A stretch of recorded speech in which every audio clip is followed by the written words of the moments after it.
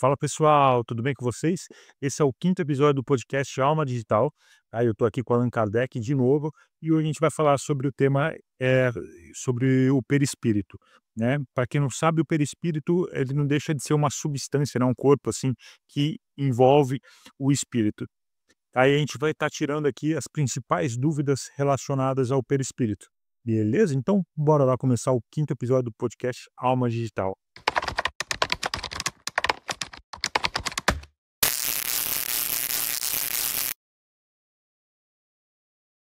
No episódio passado a gente falou sobre os espíritos, né, e a gente viu que eles possuem uma forma na sua natureza.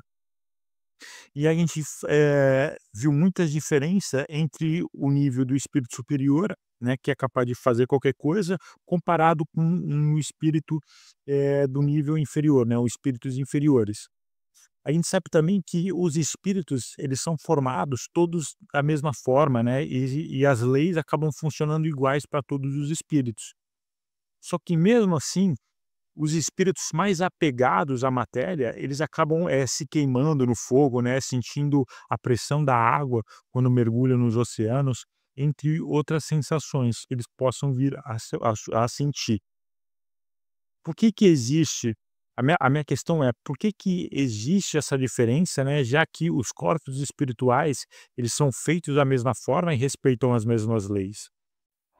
Todos os espíritos são envolvidos por uma substância que é chamada perispírito. E para a gente que está encarnado, esse perispírito vai parecer uma substância vaporosa. Só que para os espíritos, essa substância ainda acaba sendo bem densa. Todos os espíritos se revestem dessa roupagem, só que o perispírito ele é apurado conforme a elevação do espírito, ou ele também pode ser suprimido de acordo com o mundo em que o espírito for habitar. Então, conforme o espírito vai evoluindo, o perispírito ele acaba acompanhando essa evolução e o perispírito vai ficando mais sutil. Então, o perispírito vai se depurando, vai se desenvolvendo e se intensificando junto com o espírito. Da mesma forma, quando a gente encarna, o perispírito ele fica suprimido. O corpo físico acaba bloqueando essa apuração do perispírito, deixando ele escondido, fazendo com que ele perca a sua apuração. Então o perispírito ele acaba sendo mais um corpo para o espírito? Sim, na verdade, existe uma variedade de corpos que são usados pelos espíritos, onde muitas escolas espirituais acabam noticiando. Esses corpos são como os frutos das árvores, né? O seu néctar sempre se encontra protegido por vários corpos para que ele possa cumprir o seu dever de nutrir o homem, o animal, o inseto e as aves. Os espíritos não fogem dessa lei. Ele se reveste de muitos corpos e se desliga deles quando não precisam utilizá-los. E quanto mais o espírito cresce, mais vai se libertando das suas roupagens, que são sempre grosseiras comparada ao espírito. E com o tempo, vai se tornando cada vez mais livres. E qual que é a finalidade do perispírito, né, quando ele está encarnado? Porque ele está suprimido, mas ainda está acompanhando o nosso espírito.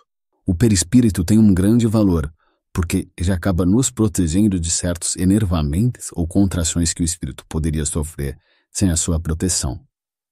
Porque a Terra tem um ambiente muito negativo e é carregado de magnetismo inferior.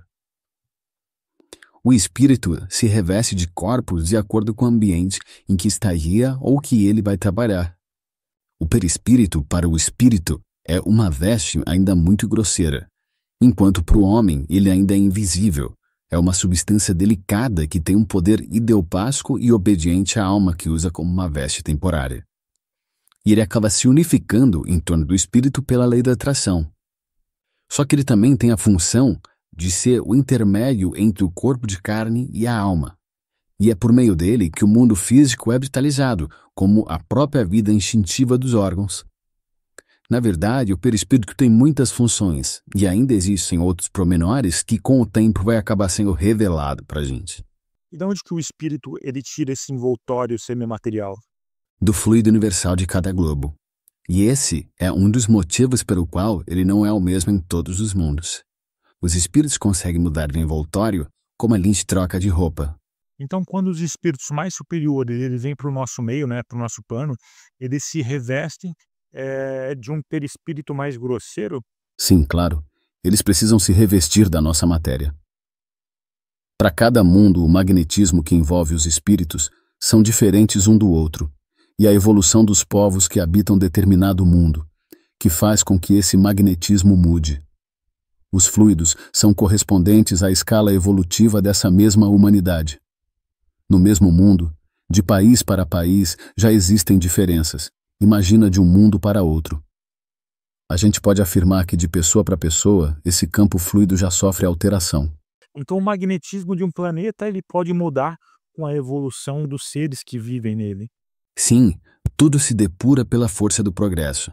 Se a gente pegar um mundo primitivo, onde existem ainda espíritos inferiores, certamente que o fluido que o cerca são de natureza pesada, que é compatível com os seus habitantes.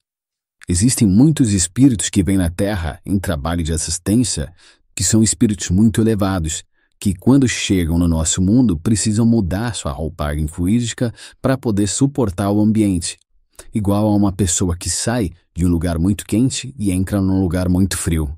A gente pode então considerar o perispírito uma roupa do espírito? Sim, é isso mesmo. A diferença é que ela assimila e obedece à vontade do espírito. O perispírito é o condutor do centro de forças, que é capaz de obedecer fielmente à engrenagem da alma e que faz uma ligação perfeita com as glândulas endócrinas do corpo físico. Então, um espírito superior, quando ele vem encarnar na Terra, né, por uma missão, por exemplo, ele precisa mudar essa sua roupagem, né, ele precisa mudar o perispírito dele.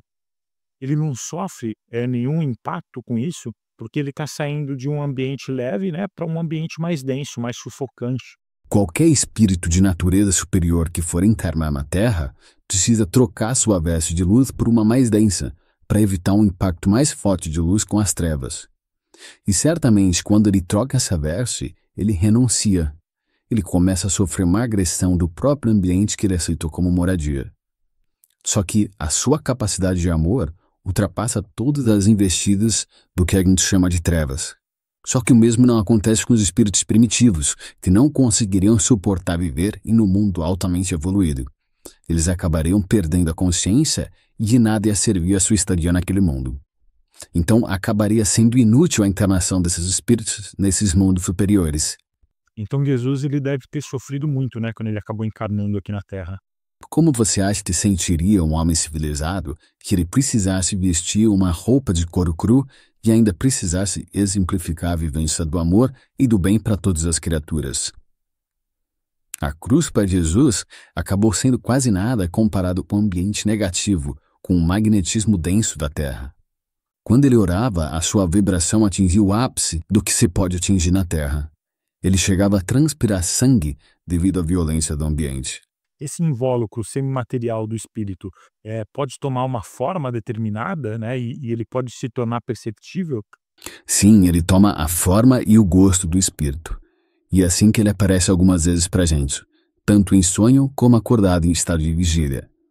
E consegue tornar uma forma visível e até palpável. No caso de uma encarnação, o espírito não tem uma forma definida, mas ele vai conservar a forma que o espírito acabar dando para ele. Só que ele vai ser inspirado na forma que os instrutores da humanidade esquematizam para aquela encarnação. E isso acaba refletindo no corpo físico. Como o perispírito toma as dimensões que são traçadas pelo espírito, o corpo físico acaba obedecendo às mesmas regras. Só que mesmo assim, até certo ponto, o corpo de carne acaba sendo herdado muitos traços dos seus ancestrais. A lei de hereditariedade é um fato que a nossa ciência já reconhece. E essa hereditariedade, em muitos casos, se interpenetram por vibrações afins, onde os males psicológicos acabam sendo transferíveis também. E em muitos casos acabam passando para o mundo biológico. Há muito tempo a gente escuta falar muito sobre a lei da atração, né, que a gente traz para a gente o que a gente cria mentalmente. A gente pode dizer então que de certa forma, né, que essa lei de atração ela realmente funciona? Tudo que a gente cria mentalmente cria forma e passa a viver no nosso campo. A ciência atual fala muito sobre hereditariedade, mas acaba só examinando leis que atuam somente no campo físico. Só que ela vai ainda mais longe, porque ela acaba sendo absorvida muito mais pelas emoções semelhantes dos próprios criadores. O corpo perispiritual acaba sendo de uma natureza extraordinária quando a gente fala sobre sensibilidade. O sistema nervoso do complexo humano acaba recebendo do perispírito cargas e mais cargas de energia, de acordo com os sentimentos. Então, ele consegue equilibrar ou trazer desarmonia para o corpo, dependendo da educação da alma. O perispírito vai ter a forma relativa com o ambiente onde ele foi criado. E quando o homem ou o espírito desencarnado conhece essa verdade, ele começa a educar a sua mente. Porque as ideias nascem do pensamento e ele que vai determinar as qualidades do espírito e o plano em que o espírito vive na escala dos seres. Os impulsos inferiores acabam desqualificando os sentimentos, enervando as energias e transformando em magnetismo inferior, fazendo pesar a nossa carga vibratória e diminuindo a sensibilidade do corpo astral, que serve para o espírito como um carro de condução. Então, resumindo, o perispírito é semimaterial, porque ele precisa de uma sintonia entre o espírito e o corpo físico, e é ele quem vai fazer a junção entre os dois corpos. E com a nossa reforma interior, ele vai se purificando e vai se tornando invisíveis aos olhos espirituais, como pode também, em muitos casos, ser tão material que o espírito livre pode ser confundido com o ser encarnado. Esse foi o 5º episódio do podcast Alma Digital, tá? E todo esse conteúdo a gente encontra dentro das perguntas 93 a 95 do Livro dos Espíritos e no livro comentado pelo Miramês do Livro dos Espíritos.